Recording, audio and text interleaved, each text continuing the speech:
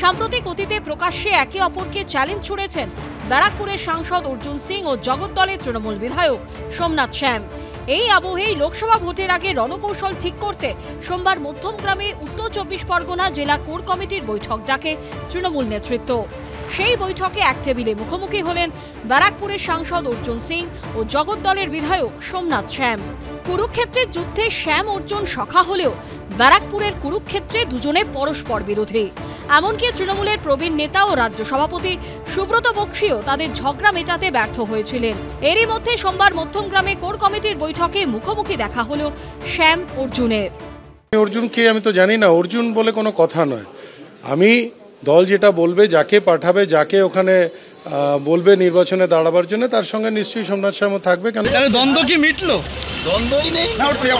তবে কি দ্বন্দ্ব কিছুটা ঘুচলো, নাকি সংগঠনের তাগিদে দ্বন্দ্ব সংঘাত আবজালে রাখলেন যুযুধান দুই নেতা? আজকে তো আপনি এবং সোমনাথ শ্যাম দুজন অনেকদিন পর এক টেবিলের মিটিং। আমরা অনেকবার এক টেবিলে বসে দল ডেকেছে, আমি স্পেশাল ইনভাইটি মেম্বার, কোর কমিটির মেম্বার নই, আমি ইনভাইটি মেম্বার। নির্মল ঘোষ আমাকে ডেকেছেন, আমি সেই হিসেবে এসেছি। ব্যক্তি বিশেষে দল চলে না তৃণমূল কংগ্রেস। দল যেটা বলবে, যাকে আগামী দিনে সেখানে প্রস্তুত করবে, যাকে পাঠাবে, তাকে নিয়ে দল করব। অর্জুন সিং যদি প্রার্থী হন তাহলে আপনারা কি প্রার্থী কে হবে এটা কেউ বলতে পারবে না। যদি আমি কালকে নামও থাকতে পারি, যদির কোনো প্রশ্ন নেই।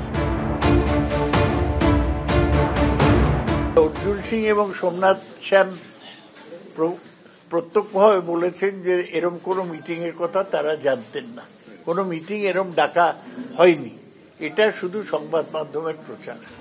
তৃণমূল নেতৃত্বের দাবি, এদিনের বৈঠকের আলোচনার বিষয়বস্তু ছিল শুধুমাত্র ভোটের স্ট্র্যাটেজি প্ল্যান।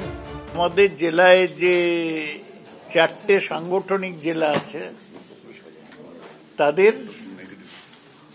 কনফারেন্স করতে হবে।